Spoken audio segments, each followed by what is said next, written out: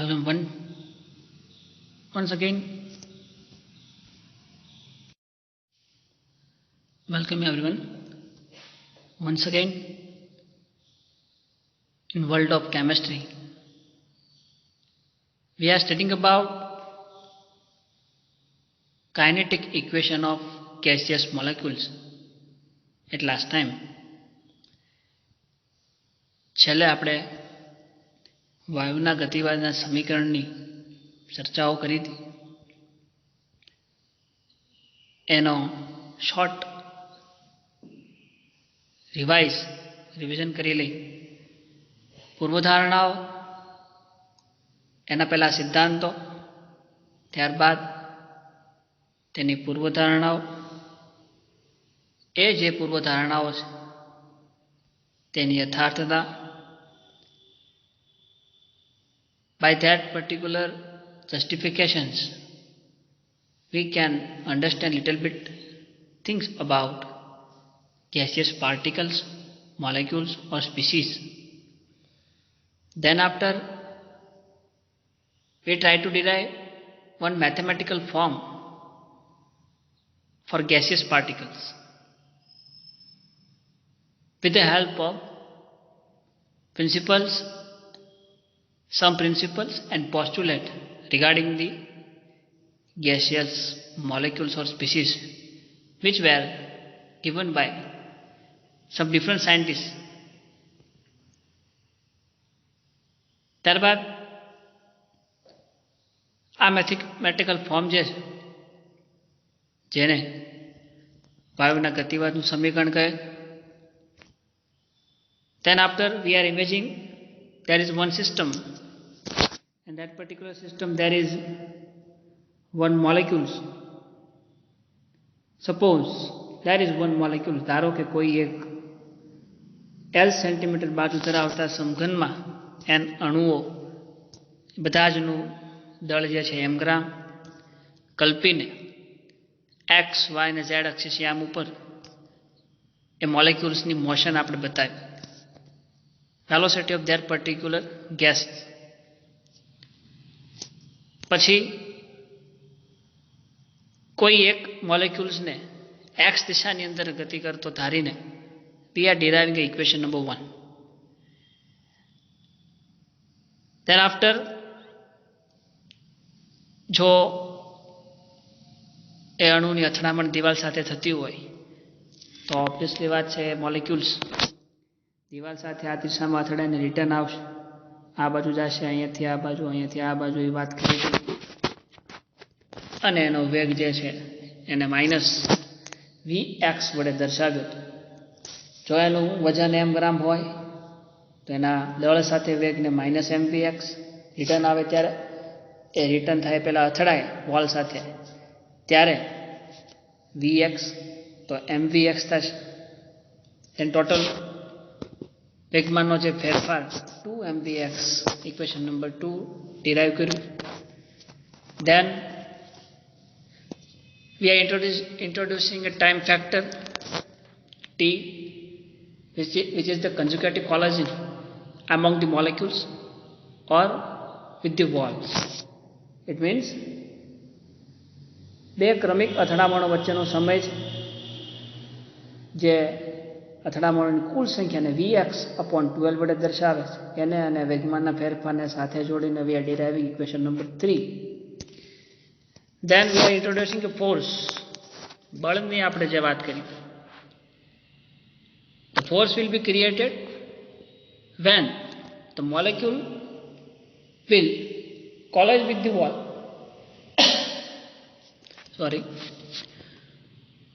Molecules જ્યારે દિવાલ સાથે અથડાશે અથવા પાત્રની દિવાલ સાથે ત્યારે તેના ઉપર જે બળ ઉદ્ભવે છે જેને આપણે mvx²/L Vx એટલા માટે કે મોલેક્યુલ્સને આપણે x દિશામાં ગતિ કરતો ધારેલો. હવે જે પાત્રમાં અણુઓ રહેલા છે પાત્રને આપણે 1, 2, 3 up to n ક્રમ આપી. ક્રમ means number. In chemistry we can say the ક્રમ, પ્રક્રમ. ક્રમ, order you can say. In kinetic, we are dealing with the first order reaction, second order reaction, third order reaction. એટલે કે પ્રથમ, દ્વિતીય, તૃતીય ક્રમ. એમ જો અહીં આપણે ક્રમ ધારીએ તો એ બધા જ અણુઓ જેનો એક્સ દિશાના ઘટકોને જો આપણે લખવા હોય તો we can write that Vx1, Vx2, Vx3 up to Vxn વડે દર્શાવે.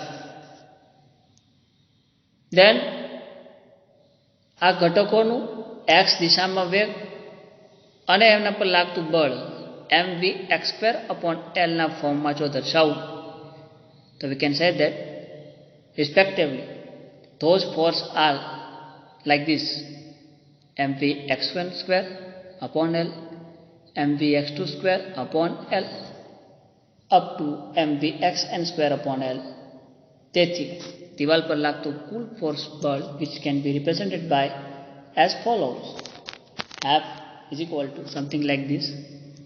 Last time I was told that here is m/L are the common in all terms, so that's why we have put m/L outside of the bracket.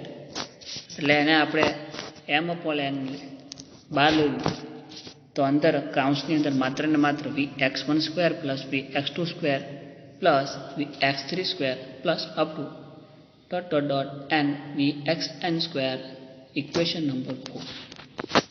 So I think last time આપણે અહીં સુધી પહોંચ્યા જેનું આપણે quick revision કરી. નાવ move on.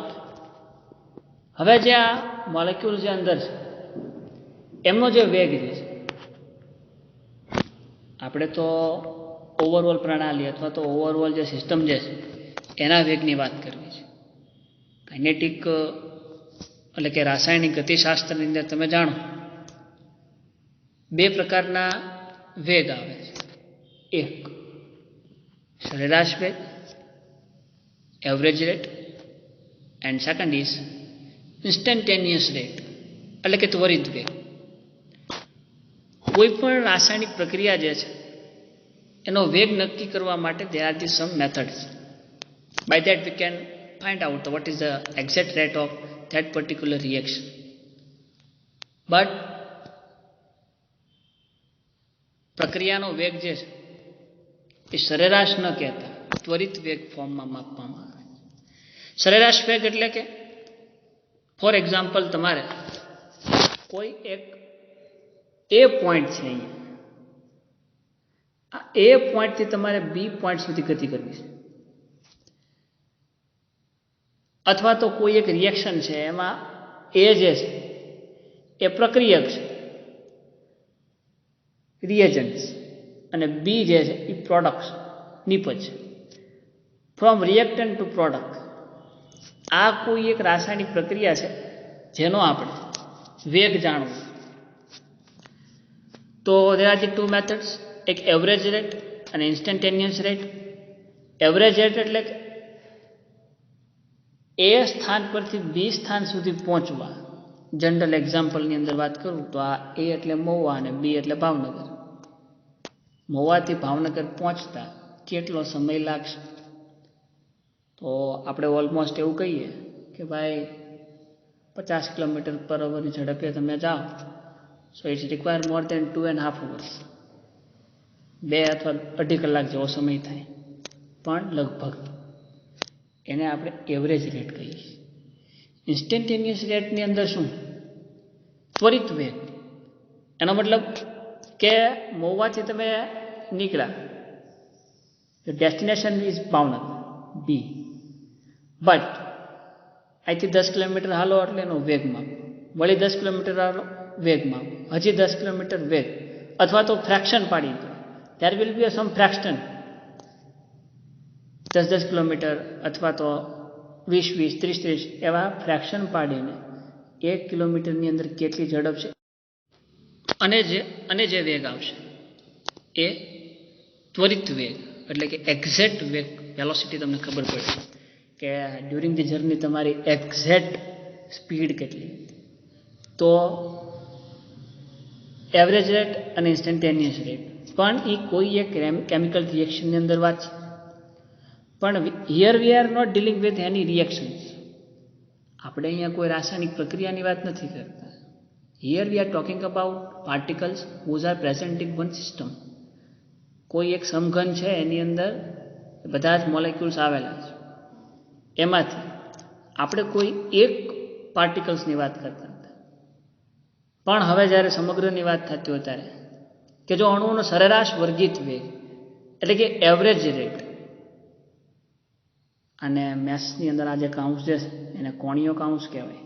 એની અંદર આ સરેરાશ વર્ગિત વેગને રિપ્રેઝેન્ટ કરવા માટેનો સિમ્બોલ છે. આ ઇક્વેશન ઓલરેડી ડિરાઈવ કરેલું છે. ક્યાંથી આવ્યું is none of our business. So let's move on. સરેરાશ વર્ગિત વેગ જે છે એ v(x²) જેટલો હોય તો એને આપણે નીચેના સમીકરણ દ્વારા રિપ્રેઝેન્ટ કરીએ છીએ કે v(x12) જેટલા ઘટકો આવેલા છે બધા જ ઘટકોનો વેગ છેદમાં ટોટલ નંબર ઓફ મોલેક્યુલ્સ, એટલે કે જેટલા ઉપર ઘટકો લીધેલા છે એ બધા જ ઘટકોની સંખ્યા, એટલે કે સરેરાશ. સરેરાશ આઈ થિંક એવરેજ આપણને બધાને મેથ્સની અંદર આવડે કે ભાઈ 10 વિદ્યાર્થીઓના માર્ક અનુક્રમે નીચે પ્રમાણે હોય અને એની એવરેજ કાઢવી હોય તો 10 વિદ્યાર્થીઓ જે એના માર્ક આવ્યા છે એ માર્ક ઇઝ ઇક્વલ ટુ જેટલા વિદ્યાર્થીઓ છે એ બધાના માર્કનો ઉપર સરવાળો. દાખલા તરીકે સપોઝ આ રીતના હોય, છેદમાં 10 વિદ્યાર્થીઓ અપ ટુ 10 સુધી તો ડિવાઇડેડ બાય 10. ટોટલ નંબર જેટલા નંબર છે એને ડિવાઈડ બાય જે માર્ક જે છે એ બધા જ માર્કનો સરવાળો છેદમાં total number of present student. એની છે અહીંયા પણ એવું જ છે. જેટલા ઘટકો છે, આપણે કેટલા ઘટકો લીધેલા છે sir? Up to n. We are taking up to n number of particles. તો આ બધા જ ઘટકોનો સરવાળો છેદમાં બધા જ ઘટકોનો સંખ્યા. તો simple maths derivation will be here. આ n જે છે એને આપણે બરાબરની આ સાઈડ જવા દઈએ તો આ બાજુ એ ભાગાકારમાં છે બરાબરની. જ્યારે બરાબરની આ બાજુ જશે then it will be in multiplication. સો સરેરાશ વર્ગિત વેગ v(x²) આ જે ટર્મ જે છે એને આપણે મેથ્સના ફોર્મમાં v(x²) ન બોલતા in chemistry we can say that સરેરાશ વર્ગિત વેગ v(x²) into n is equal to, હવે આ જે ઉપર વધ્યું એ v(x12) plus v(x22) plus v(x32) plus up to dot n vxn². This is our equation number 5. Now from the equation number 4 and 5, now see what is the equation number 4. Equation 4 is something like this. Here you can see F is force. F is equal to m/l into vx12 plus vx22 plus vx32 up to vxn². So what can we say that આ સમીકરણની અંદર આ જે term જે છે કઈ term આ vx12 વાળી એના જગ્યાએ આપણે જો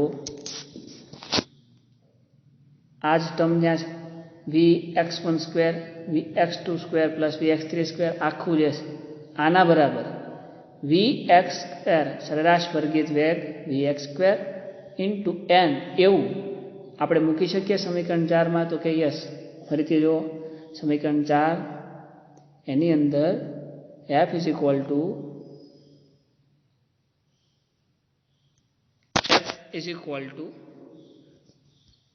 m/l vx12 plus vx22. આ જે આખી ટર્મ જે છે આ ટર્મ બરાબર આપણે અહીંયા જે મળ્યું શું vx²n આ ટર્મ એને આ જ છે એના બરાબર આપણે આને મૂકી દઈએ તો એ સમીકરણ 4 જે છે હવે નીચે પ્રમાણે થશે f is equal to m/l. એ તો ત્યાં છે જ પણ આ જે આખી ટર્મ છે એના જગ્યાએ આપણે મૂક્યું સરેરાશ વર્ગિત vx² into n. તો સમીકરણ હવે એ આવું કાંક થઈ જશે જેને આપણે ઇક્વેશન નંબર 4 કહીએ, સોરી 6 કહીએ. હું જે force is equal two m/l into l into સરેરાશ વર્ગિત vx². Equation number 4. નાવ આ તો આપણે વેગની વાત કરી, ફોર્સ બળની વાત કરી. પણ જ્યારે મેં શરૂઆત કરી ત્યારે જ કીધું હતું, to understand the gaseous molecules we have to gain some information about 4 fundamental things like PV is equal to nRT. Here T is temperature, R is constant, N is number of moles, P and V. P means pressure and V means volume. So we are deriving ultimately something like this formula. આપણે આની તરફ જ ધીમે ધીમે જઈ રહ્યા છીએ. Volume તો આપણને આઈડિયા છે, n નંબર ઓફ મોલ્સ આપણી પાસે, R is constant, temperature is ideal temperature. તો હવે પાત્રની દિવાલ પર લાગતું દબાણ પ્રેશર P જે છે, it can be represented as follows, જેને આપણે નીચેના સમીકરણ વડે દર્શાવી શકીએ. દબાણ P ઇઝ ઇક્વલ ટુ બળ છેદમાં ક્ષેત્રફળ.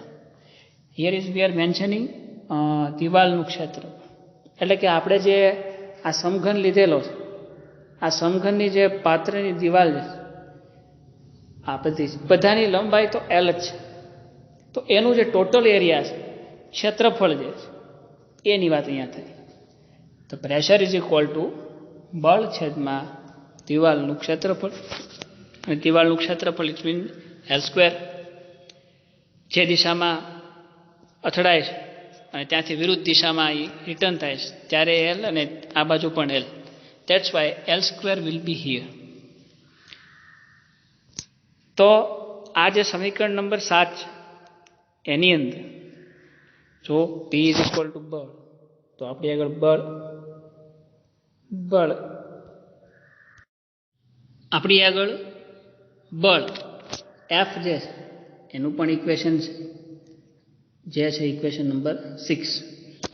તો 6 માંથી આપણે કિંમત આ સમીકરણ નંબર 7 ની અંદર મૂકીએ, then we get F ની કિંમત સમીકરણ 6 માંથી મૂકતા F ઇઝ ઇક્વલ ટુ આપણી પાસે શું છે, તો કે we have a F means force is equal to m upon L n into સરેરાશ વર્ગિત વેગ. I think અહીંયા કોણીયો કાઉન્સ બાય ચાન્સ ભૂલાઈ ગયો. You can mention it or you can understand with yourself. Here is a મેથ્સનો જે કાઉન્સ છે it will be here. Okay, move on. તો આપણી પાસે અહીંયા છે F is equal to m upon L into n into સરેરાશ વર્ગિત વેગ Vx². Vx² શું કામ છે, x દિશામાં ગતિ કરીએ છીએ, ઘણીવાર કહેતો રહું છું. સો આ કિંમત અહીંયા મૂકીએ, આ જે બળ અહીંયા F જે છે એની જગ્યાએ વી આર પુટિંગ ધીસ વેલ્યુ, તો આપણને જે છે નીચેનું પ્રમાણેનું સમીકરણ મળે. શું મળશે, દબાણ P is equal two m upon L n into Vx² છેદમાં દિવાલનું ક્ષેત્રફળ જે છે L², એ તો એઝ ઇટ ઇઝ જ છે L². હવે અહીંયા જે L જે છે એ ઉપર અંશની ઉપર એમના છેદમાં છે, તો એને આપણે અંશનો જે છેદ છે એને નીચે છેદમાં લઈ જઈએ, તો આ L જે છે m upon L વાળો એ L છેદમાં આવે, તો એક L² તો અહીંયા હતો જ, મેથ્સનો નિયમ પ્રમાણે L² એક તો અહીંયા હતો જ, ઇન્ટુ બીજો એક L² નીચે આવે, સોરી L નીચે આવે.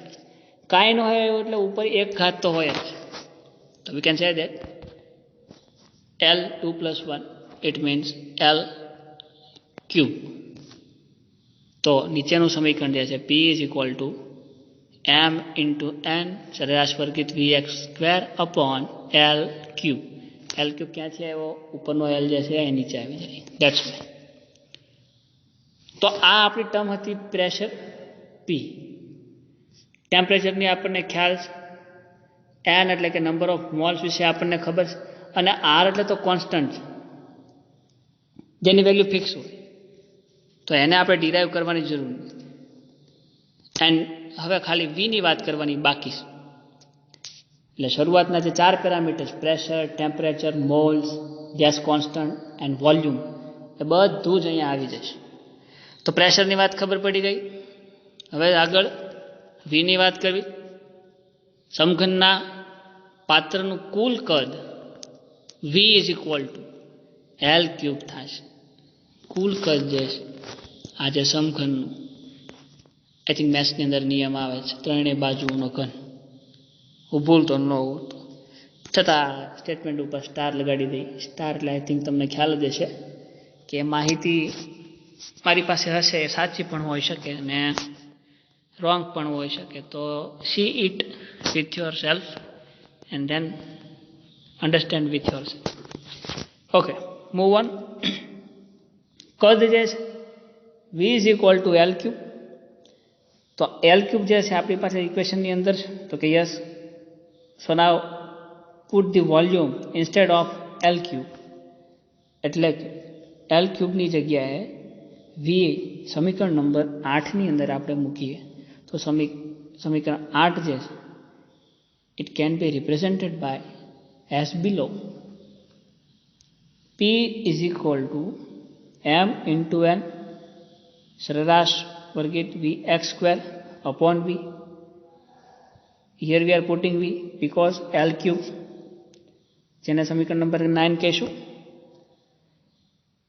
આ જ પ્રમાણે હવે આ જે ઇક્વેશન જે છે P is equal to M into N V X square upon V, એ આપણી પાસે ઓલમોસ્ટ ફાઇનલ ફોર્મમાં છે એક્સ દિશા માટે. હવે અહીંયા એક વેરિયેબલ એવા નથી કે જેને આપણે રિપ્લેસ કરી શકીએ અથવા તો કરવા જોઈએ. તો આ જ સમીકરણ વાય અને ઝેડ દિશામાં લાગુ પડતા દબાણ માટે લખવું હોય તો, એટલે કે આપણે શરૂઆતમાં કીધું હતું કે વાત આપણે ખાલી કોઈ એક અક્ષ ઉપરની વાત કરશું, પણ એને તમે રિપ્રેઝેન્ટ કરી શકશો બધી જ જગ્યાએ. તો આ એક્સ દિશાની વાત છે, તો વાય દિશામાં પણ એ જ પોઝિશન હશે, ઝેડ દિશામાં પણ એ જ વાત હશે. તો આ જે સમીકરણ જે છે એને મારે વાય અને ઝેડના ફોર્મમાં લખવું હોય તો we can write like this. એક જ નાનો ફેર, આ સમીકરણમાં જે અહીંયા વી એક્સ સ્ક્વેર છે એની જગ્યાએ જો વાયની વાત કરતા હો તો વી વાય સ્ક્વેર આવશે, અને જો ઝેડની વાત કરતા હો તો વી ઝેડ સ્ક્વેર આવશે. બાકી આખું સમીકરણ જે છે એ એઝ ઇટ ઇઝ રહેશે. જો P is equal to M N V X જે અહીંયા તો એની જગ્યાએ V Y square upon V, બાકીનું બધું જ એમ નામ. એનો મતલબ આ વાય દિશાની વાત છે. ઝેડ માટે P is equal to M N V Z square upon V, અહીંયા પણ વી એક્સની જગ્યાએ ઝેડ, એનો મતલબ આ ઝેડ દિશાની વાત છે. તો આપણી પાસે ત્રણેય કાર્ટેશિયન યામ એક્સ વાય અને ઝેડ, આ ત્રણેય અક્ષની ઉપર કોઈ મોલેક્યુલ છે એ ગતિ કરતો હશે અથવા તો પ્રેઝન્ટ હશે, એના પર જે દબાણ લાગે છે એના સમીકરણ આપણી પાસે જે અહીંયા આ એક્સ દિશામાં, this is in y and this is z direction. પરંતુ જે આપણે પ્રણાલી લીધેલી સમઘન છે એના દરેક દિવાલ પર લાગુ પડતું દબાણનું મૂલ્ય જે છે એ બધી જ જગ્યાએ કેવું આવશે? સમાન. કેમ સમાન આવશે? તો પોસ્ટ્યુલેટ્સની અંદર આપણે એવું કીધું હતું કે વાયુના જે અણુઓ છે સ્થિતિસ્થાપકતાનો ગુણધર્મ ધરાવે. જ્યારે કોલેજન થશે among the molecules or with the walls, ત્યારે બધા જ પાર્ટિકલ્સ અથવા બધા જ વાયુના અણુઓની જે કાઇનેટિક એનર્જી છે એમાં થોડો ઘણો ચેન્જ આવે છે, but total value of kinetic energy will be remaining as it is. એનામાં કોઈ ચેન્જ થતો નથી. ધેટ્સ વાય જે વોલ ઉપર પ્રેશર ક્રિએટ થાય છે એની પણ total value of pressure will be equal in all direction X Y and Z. તો આ બધી જ દિશાઓને એક સાથે લખી, બિકોઝ હવે આ ઇક્વલ છે એનો મતલબ આપણે એવું કહીએ કે ને કે X is equal to Y is equal to Z. This is the, તમને યાદ હોય તો 0th લો ઓફ થર્મોડાયનેમિક્સ, ઉષ્માગતિશાસ્ત્રનો શૂન્ય નિયમ, એને પણ અહીંયા આપણે એસ્ટાબ્લિશ કરી શકીએ. એ નિયમ શું કહે કે કોઈ એક પ્રણાલી એ છે એ પ્રણાલી બી और પ્રણાલી સી, આ ત્રણેય પ્રણાલીઓમાંથી કોઈ એક પ્રણાલી જો એકબીજાના સમપ્રમાણમાં હોય તો કોઈ ત્રીજી પ્રણાલી આ જે છે એ અલ્ટિમેટલી આ બેયના સમપ્રમાણમાં હોય. This is the information statement about zeroth law of thermodynamics. એ જ કોન્સેપ્ટ અહીંયા છે. અને મેથ્સનો કોન્સેપ્ટ એ પણ X is equal to Y is equal to Z. બધી જ વસ્તુ જો સરખી હોય તો એક્સ બરાબર તમે ઝેડ કહી શકો અથવા ઝેડ બરાબર તમે વાય કહી શકો. It's very simple maths. એ કોન્સેપ્ટ અહીંયા બધી જ દિશામાં જો દબાણ સમાન હોય તો પી ઇન જનરલ ફોર્મમાં લખી કે P is equal to M N V X square upon V X દિશામાં, M N V Y square upon V Y દિશામાં, M N V Z square upon V જે ઝેડ દિશામાં. This is our equation number A which is deriving from equation number 9 and this things. આ જે વસ્તુઓ છે એના આધારે આપણે we are deriving equation A. Then next, vx square is equal to vy square is equal to vz square. સમીકરણ number બી એટલે બધી જ દિશામાં સરખું હોય જેમ આગળ કીધું એમ તો x is equal to y is equal to z. તો એ દિશાના વેગ જે છે એ પણ સમાન છે અને સરેરાશ વર્ગિત વેગ છે એ પણ સમાન છે. That's why we are write down this equation vx square is equal to vy square is equal to vz square, equation number B. From equation 1, equation 1 જે આપણે જોયું હતું કે x, y અને z દિશાનો જે વેગ છે એને આપણે v square is equal to vx square plus vy square plus vz square એ સ્વરૂપે દર્શાવી શકીએ.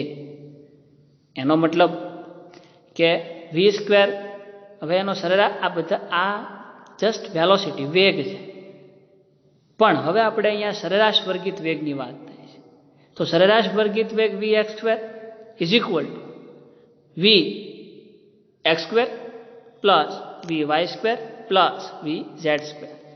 પણ અહીંયા જે vx vy z છે એ બધા સરેરાશ વર્ગિત વેગ છે જેને આપણે અહીંયા કોણીય કૌંસની અંદર દર્શાવેલા. બટ આપણે અહીંયા એવું કીધું કે એક્સ વાય અને ઝેડ એ બધી જ દિશામાં લાગતું બળ અથવા બધી જ દિશાઓ જે છે બધી જ કેવી છે સેમ. તો એક્સ બરાબર હું વાય અને ઝેડ એવું મૂકી શકું અથવા વાય બરાબર વી એક્સ સ્ક્વેર અને ઝેડ બરાબર વી એક્સ સ્ક્વેર એવું મૂકી શકાય. તો કે હા સર મૂકી શકાય. તો આ સમીકરણ જે છે આપણું આ સમીકરણની અંદર V X square as it is, પણ આ વી વાય સ્ક્વેર જે છે એના જગ્યાએ હું શું મૂકીશ વી એક્સ સ્ક્વેર. કયા સમીકરણ ઉપરથી? તો કે સર બી સમીકરણ ઉપરથી, કારણ કે એમાં આપણે એવું કીધું કે V X square is equal to V Y square is equal to V Z square. અને આ ઝેડ જે છે આ ઝેડ બરાબર એટલે હું મૂકી શકું શું વી એક્સ સ્ક્વેર. કેમ? All are equal. તો અહીંયા એક વખત વી એક્સ સ્ક્વેર થશે, પછી અહીંયા બીજી વખત વી એક્સ સ્ક્વેર અને ત્રીજી વખત V X square instead of Z and Y બધા જ જગ્યાએ. તો 1 1 1 1 plus 1 is equal to 3 V X square એવું થશે. તો કે યસ જ્યાં દર્શાવે. તો ultimately V square is equal to 3 V X square. પણ આપણે તો અહીંયા સરેરાશ વર્ગિત વેગની વાત કરવાની છે, એ પણ એક્સ દિશા. તો આને સૂત્રનો કરતા બનાવી V X square is equal to આ 3 જે છે એ અહીંયા મલ્ટિપ્લિકેશનમાં છે, ઇઝ ઇક્વલ ટુની ઓલી બાજુ જશે it will be in division form એટલે કે ભાગાકારમાં જ. તો એને આપણે લખશું 1/3 into V square, equation number 10. હવે જે આ સમીકરણ 10ની જે કિંમત છે એને ઇક્વેશન નંબર 9ની અંદર મૂકીએ. ઇક્વેશન 9 આપણું શું આવ્યું? તો ઇક્વેશન 9 જે છે એ આપણું વી એક્સ ફોર્મમાં આવ્યું. તો આ વી એક્સ ફોર્મ જે છે એમાંથી આપણે વી એક્સ સરેરાશ વર્ગિત વેગ જે છે એને હવે આપણે વી એક્સમાંથી વીની અંદર કન્વર્ટ કરવું છે. કેમ વીની અંદર કન્વર્ટ કરવું છે? તો આપણે તો મૂળભૂત 4 પેરામીટર્સ જ જોવે. એક છે pressure, volume, number of mall and temperature. તો આ બે તો આપણે આગળ છે, આનું સમીકરણ આપણે મેળવી લીધું. હવે આની વાત થાય છે That's why we are putting v instead of vx. તો આ જે સમીકરણ 9 છે એની અંદર vx આવડું આ જે vx છે એના બરાબર આપણે મૂકશું 1/3 into v. જો ભાઈ આવડું 1/3 v square instead of vx square. તો સમીકરણ 9 જે છે એ આ પ્રમાણે થઈ જશે p = 1/3 mn upon v into સરેરાશ વર્ગિત v એનો સ્ક્વેર. સર આ બે v જે છે આ v અને આ બે ઉડી ન જાય ના, બોથ આર ડિફરન્ટ. આ v જે છે વોલ્યુમ દર્શાવે અને આ v જે છે એ સરેરાશ વેગ દર્શાવે, તો એ બે ઉડી નહીં શકે. તો હવે આ v જે છે આ v ને બરાબરની આ બાજુ લઈ જાય તો અહીંયા ગુણાકારમાં ભાગાકારમાં અને બરાબરની આ બાજુ જશે, then it will be convert in multiplication. Then we can rewrite above equation something like this: PV is equal to 1/3 mn into v square. Temperature આપણી ઉપર આઈડિયલ છે, કારણ કે આપણે એવું કીધું હતું કે સરેરાશ ગતિ ઉર્જા જે વાયુના અણુઓની એ નિરપેક્ષ તાપમાનના સમપ્રમાણમાં હોય. નિરપેક્ષ તાપમાન એટલે 0 kelvin temperature. Okay, and number of moles આપણને ખબર છે n. દબાણનું સમીકરણ આપણે તાર્યું ને પછી કદનું, તો જો અલ્ટિમેટલી PV = nRT જેવું જ એના જેવું જ કહી શકીએ આપણે. PV = n. બાકી આ all this things are constant. Temperature idol મેં કીધેલું, નંબર ઓફ મોલ n છે એ પણ આપણને ખબર.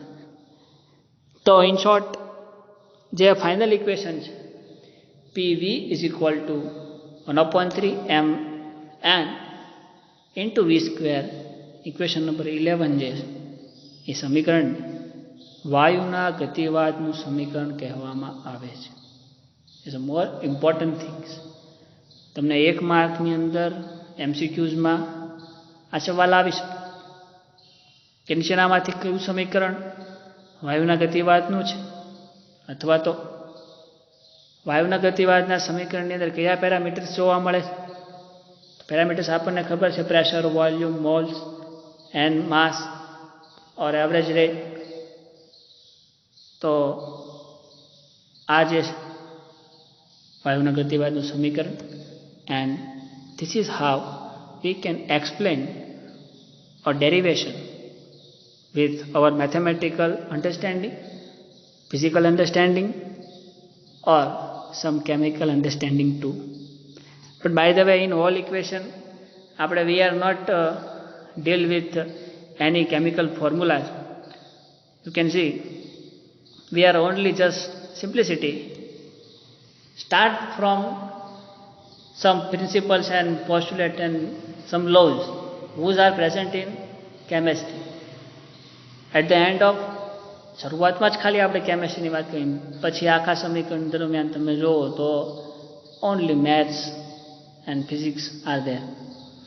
So this is how we can explain equation about gaseous molecules, જેને આપણે વાયુના ગતિવાદનું સમીકરણ કહીએ છીએ. મોસ્ટ આઈએમપી સવાલ ભવિષ્યની અંદર જ્યારે એક્ઝામ લેવાશે ત્યારે આ યુનિટમાંથી આ સવાલ તો હશે જ. તો વ્યવસ્થિત ડેરિવેશન તૈયાર કરી નાખો. ન સમજાય ત્યાં પૂછો. I think it's very simple maths. So એટલા બધા પ્રશ્નો તો કોઈને થશે નહીં, છતાં કાંઈ પણ હોય તો પૂછી શકો. આની અંદર જે કાંઈ બીજા ઇક્વેશન આવે છે ક્યાંથી આવ્યા, it is not a part of our syllabus. So any discussion આપણે નહીં કરીએ. એઝ ઇટ ઇઝ જે છે એને એક્સેપ્ટ કરીને છેલ્લે જે વાયુના ગતિવાદનું સમીકરણ જે છે એની સાબિતી તરફ વયા જશું. Okay, thank you.